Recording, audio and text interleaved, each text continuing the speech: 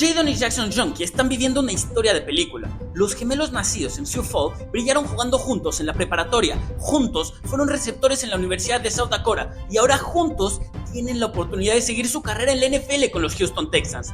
Pero el problema es que ambos están peleando por el mismo puesto, pues los Texans tienen un receptor al que acaban de extender en Nico Collins, dos por los que intercambiaron en Stephon Diggs y Dennis Skowronek, además de jugadores que tuvieron un rol importante en la ofensiva el año pasado, en Noah Brown, Robert Woods y John Metchie. ¿Quién tiene más posibilidades de cumplir su sueño en la NFL? Jackson y Jadon Junkie no son justos. Eso fue lo que muchos niños que crecieron en Sioux Falls pensaban mientras tenían que enfrentarse a un dúo con futuro de NFL que apenas empezaba a destacar atléticamente. Crecieron practicando todos los deportes, pero fue en el emparrillado donde más resaltaron desde la primaria. Hubo un partido en el que lastimaron a tantos jugadores de sus rivales que estuvieron forzados a terminar antes el enfrentamiento porque ya no había suficientes jugadores para completar una formación legal.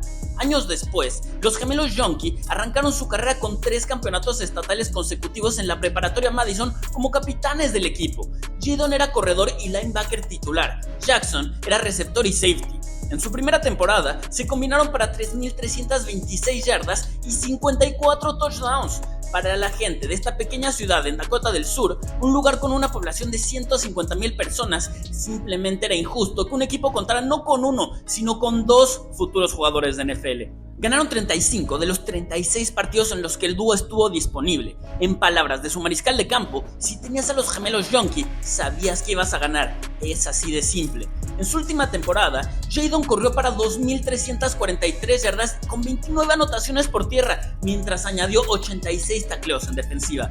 En total, fue elegido como All-State en 2 ocasiones distintas.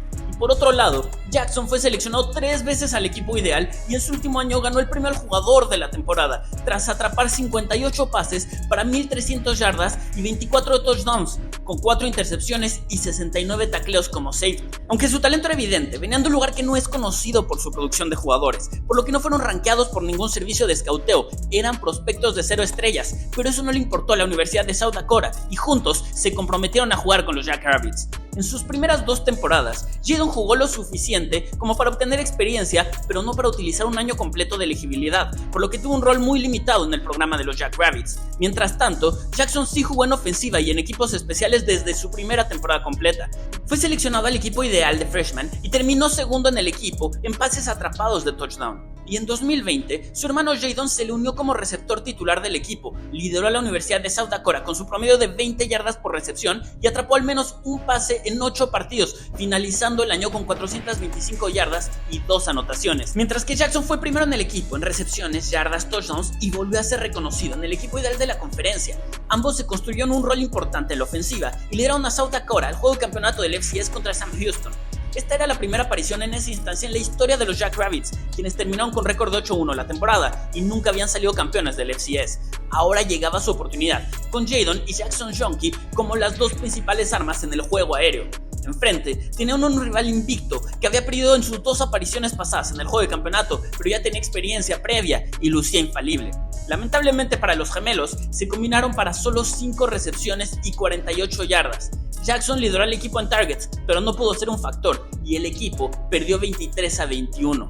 En los años posteriores, Jadon cobró más importancia en el equipo, liderando a los Jackrabbits en recepciones de anotación con 9 en 2021 y convirtiéndose en regresador titular además de receptor. En 2022 fue segundo en el equipo en recepciones, yardas y pases de anotación, pero volvió a ser número 1 en promedio de yardas por recepción. Quizás no aparecía tan consistentemente como Jackson, pero lo hacía para conseguir jugadas grandes. También lo seleccionaron al equipo ideal de la conferencia en 2022 como receptor y como regresador de patadas en 2 posiciones distintas. Y en ese periodo, su gemelo Jackson siguió liderando a los Jackrabbits en recepciones y yardas por aire en cada una de las 3 temporadas posteriores. En 2021 fue su año más productivo, con 1.176 yardas por aire en 72 recepciones. Ambas terminaron entre las 10 mejores marcas para un mismo año en la historia del programa, mientras que en 2022 finalizó con 60 recepciones para 857 yardas y 9 anotaciones. Pero esa temporada fue más allá de las estadísticas individuales de ambos gemelos. Los Jackrabbits regresaron a su segundo juego de campeonato del FCS, ahora contra su mayor rival, la Universidad de North Dakota. Era la oportunidad de redención que los gemelos estaban buscando tras desaparecer en esa instancia en su primera participación, y ahora sí aprovecharon esa chance. Jadon lideró el equipo en recepciones y yardas, atrapando 5 envíos para 61 yardas, pero fue Jackson quien brilló con luz propias. Anotó 2 veces y se quedó a solo 1 yarda de su hermano.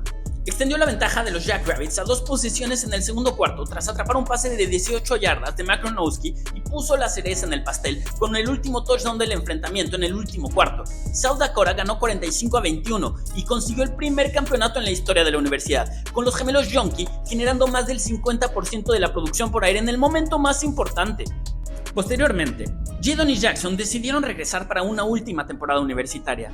Jadon empezó el año como el 8º receptor con más anotaciones en la historia del programa y se guardó lo mejor para el final. Impuso una marca individual en recepciones, yardas y touchdowns por aire. Se quedó a 54 de superar las 1000 en la temporada, pero sí consiguió algo que nunca había logrado antes. Superó a su hermano gemelo Jackson en todas las categorías, terminando el año con 5 recepciones más, 138 yardas adicionales y más del doble de anotaciones. No solo eso, cada uno de los hermanos Yonke duplicó el total de recepciones y yardas del tercer receptor con más producción en cada una de esas categorías, resaltando de nuevo la importancia que tenían dentro de la ofensiva del equipo. Volvieron a representar más de la mitad de recepciones, yardas y touchdowns de la ofensiva de los Jackrabbits, liderando al equipo una marca invicta y su segunda participación consecutiva en el juego de campeonato del FCS. Fueron 2 de los bastiones de la universidad en la era más exitosa de su historia y ahora podían extender su legado contra los Grizzlies de Montana. Y vaya que lo hicieron. Los Jackrabbits masacraron a Montana 23-3, controlando el juego de inicio a fin y aprovechando un juego terrestre que terminó con más yardas que la ofensiva por aire del equipo. Pero eso no quiere decir que los gemelos Yonke no hayan sido fundamentales. Registraron 121 de las 175 yardas por aire del equipo en ese partido, con Jadon atrapando el único pase de anotación del enfrentamiento. Con eso concluyeron una trayectoria que los llevó a ganar 3 campeonatos de preparatoria y 2 en la universidad. Jackson terminó esa etapa con 800 yardas más que Jadon y más experiencia en equipos especiales, pero hablando de ellos como receptores, la verdad es que juegan un estilo muy similar. Los hermanos que juegan juntos desde el segundo grado se declararon juntos en la NFL, pero se enfrentaron a una dura realidad. Ninguno fue invitado al combinado de escauteo en Indianápolis. La profundidad de la clase, su edad como prospectos, que cumplirán 25 años en su primera temporada, y el hecho de que ninguno de los dos tiene velocidad por encima del promedio para estándares de NFL, significó que fueron ignorados rápidamente en la liga. Solo recibieron una invitación al Shrine Bowl, donde suelen ir los mejores prospectos de universidades menos conocidas, pero tradicionalmente es visto como un juego de menor nivel que el Senior Bowl, por ejemplo. Formaron parte del equipo del oeste, pero solo Jadon logró causar impacto en el juego, con una recepción de 52 yardas que le permitió ser el segundo jugador con más yardas por aire de su equipo. Jackson solo atrapó 2 envíos para 22 yardas, y aunque el oeste venció al este en ese enfrentamiento, parecía una oportunidad desperdiciada para ambos gemelos. Por eso, no sorprendió cuando ninguno de los dos escuchó su nombre llamado en ninguno de los 3 días del draft. Toda la producción que generaron en South Dakota no fue suficiente, pues lo consiguieron a un menor nivel de competencia y se graduaron con 24 años de edad. Seattle le ofreció un contrato a Jackson y él lo estaba considerando, pero fue entonces que los Texans los contactaron con una peculiar oferta. Le presentaron un contrato igual a ambos jugadores, con la oportunidad de competir por un mismo puesto como quinto o sexto receptor del equipo, con responsabilidades además en equipos especiales. Ellos decidieron firmarlo y siguieron juntos con una carrera en conjunto de más de 15 años.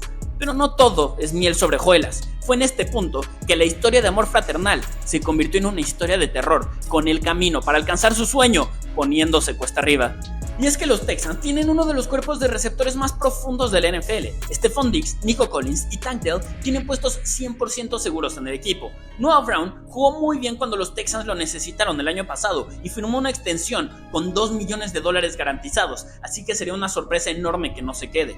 Además, Robert Woods es un veterano arrancando su 10º año en la liga, que movió las cadenas en 26 de sus 40 recepciones el año pasado y sigue siendo un jugador muy seguro para los Texans. No solo eso, John Metchie es un receptor de tercer año que fue elegido en la segunda ronda de 2022 y se perdió su temporada de novato para enfocarse en su lucha contra el cáncer. Regresó en 2023 y aunque no jugó al nivel mostrado en Alabama durante su última temporada universitaria, con solo 16 recepciones para 168 yardas en la temporada pasada, todos los reportes de 2024 indican que luce más explosivo, cómodo y como alguien que está recuperando su condición física. Eso deja 6 jugadores con muchas posibilidades de mantenerse en la plantilla, por lo que los gemelos Yonke la tienen muy difícil. Es raro que una franquicia de NFL mantenga más de 6 jugadores en esta posición durante una temporada, y normalmente los suplentes tienen que dobletear en equipos especiales mientras esperan una oportunidad en ofensiva. Ahí es donde los hermanos Yonke pueden levantar la mano. Lamentablemente para ambos, los jugadores que ya mencioné no son su única competencia. También está el receptor de segundo año Xavier Hutchinson, quien es un gran atleta y bloqueador que necesita refinar los detalles de la posición antes de pensar en un rol expandido. Además, está el tema de Ben Skowronek, jugador por el que los Texans intercambiaron. Su principal posición es como receptor, pero también ha jugado como ala cerrada y fullback en ofensiva. Su versatilidad lo vuelve aún más valioso porque tiene experiencia previa en este esquema cumpliendo varios roles. Eso significa que puede volverse el quinto o sexto receptor del equipo sobre Woods y Mechie, pero también implica que hay por lo menos 3 jugadores peleando por los últimos 2 puestos como receptores con mayor posibilidad de quedarse en esos puestos que Jadon y Jackson Jonkey. Además, añade intriga a la situación el hecho de que sea difícil vislumbrar que los dos se queden en el equipo, a lo mucho sería uno. El mejor escenario posible que puedo imaginar es que solo uno de ellos lo consiga, y eso debo admitir que me sorprendería bastante. La verdad es que creo que tendrán que arrancar su carrera en la escuadra de prácticas de los Texans o con algún otro equipo que necesite jugadores y los busque tras los despidos que llegarán en julio y en agosto, pero parece ser un escenario optimista, pues también es probable que ellos formen parte de esos jugadores que son cortados antes de demostrar su talento en el emparrillado. Sea como sea, yo no apostaré en su contra, pues han demostrado que están dispuestos a trabajar por sus oportunidades y que son capaces de aprovecharlas cuando se les presentan. ¿Ustedes creen que sí puedan quedarse en el equipo de los Houston Texans en 2024?